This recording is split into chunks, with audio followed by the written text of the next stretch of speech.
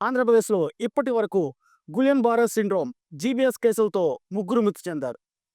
ప్రస్తుతం కర్నూలు జిల్లాలో మరొక కేసు నమోదవడం కూడా ఆందోళన కలిగిస్తోంది. మరణాలు, కేసులు పెరుగుతుండడంతో ఆంధ్రప్రదేశ్ ప్రభుత్వం అప్రమత్తమవుతోంది. అలాగే ఇప్పటి వరకు మహారాష్ట్ర, తెలంగాణలో విజృంభించిన ఈ జీబీఎస్ వ్యాధి ఇప్పుడు ఏపీలో చాపకింద వ్యాపిస్తోంది. కేసులు క్రమక్రమంగా పెరుగుతుండటంతో ఆందోళన నెలకొంది. మరోవైపు ప్రభుత్వం కూడా గట్టి చర్యలు చేపట్టింది.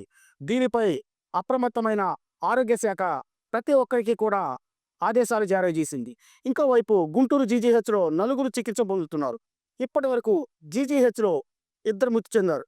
అంతకుముందు ప్రకాశం జిల్లా అలసందలపల్లి చెందిన కమలమ్మ జీబీఎస్‌తో గుంటూరు సర్వజన ఆసుపత్రిలో చికిత్స పొందుతూ ఆదివారం మృతి చెందింది. మొత్తంగా దీంతో ఇప్పటి వరకు 3 మరణాలు నమోదయ్యాయి. అయితే ప్రజలు ఆందోళన చెందవద్దని అధికారులు, వైద్యులు చెప్తున్న కేసులు మాత్రం నమోదు కావడం ఆగడం లేదు.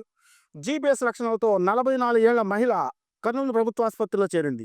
6 రోజుల క్రితం తీవ్ర జ్వరం, కాళ్ళ నొప్పులతో బాధపడుతూ ఫిమేల్ మెడికల్ వార్డులో ఆమె అడ్మిట్ అయింది.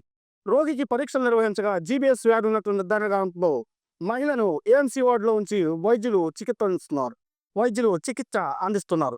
ఈ కేసులో డాక్టర్ వెంకటేశ్వర్లు మాట్లాడుతూ గురువారం సూపరింటెండెంట్ ఛాంబర్లో జీబీఎస్ వ్యాధి నివారణ నిమిత్తం సమీక్ష నిర్వహించారు. ఈ సందర్భంగా మాట్లాడుతూ ఈ వ్యాధి కలుషిత ఆహారం వల్ల సోకుతుందని, ముఖ్యంగా పిల్లలు, వృద్ధులు తీవ్ర ప్రభావం చూపుతుందని, జీజీహెచ్‌లో చికిత్సకు అవసరమైన ఇమ్యునోగ్లోబిన్ ఇంజెక్షన్లు అందుబాటులో ఉన్నాయని తెలపడం జరిగింది.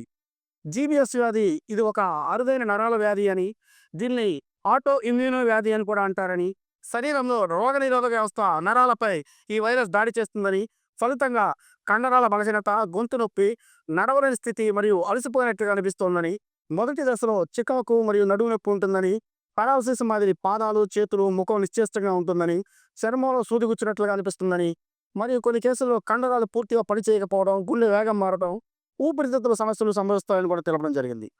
శ్వాస తీసుకోవడంలో ఎటువంటి ఇబ్బంది అయినా కూడా వెంటిలేటర్ అవసరం అవుతుందని, ముఖనరాలు ప్రభావితమవుతాయని, ఎలాంటి విపత్కర పరిస్థితులైనా ఎదుర్కొనేందుకు సిద్ధంగా ఉన్నామని Kurnool GGH superintendent K Venkateswarlu అన్నారు.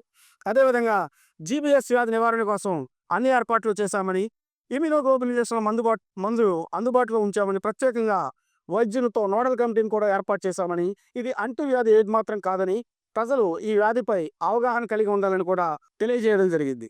అలాగే ఈ నోడల్ కమిటీకి డాక్టర్ శ్రీనివాసులను నియమించడం జరిగిందని, ఈయన అధ్యక్షతన కర్నూలు మొత్తం కూడా ఈ జీబీఎస్ వ్యాధి నివారణ ప్రోగ్రాం జరుగుతాయని తెలపడం జరిగింది.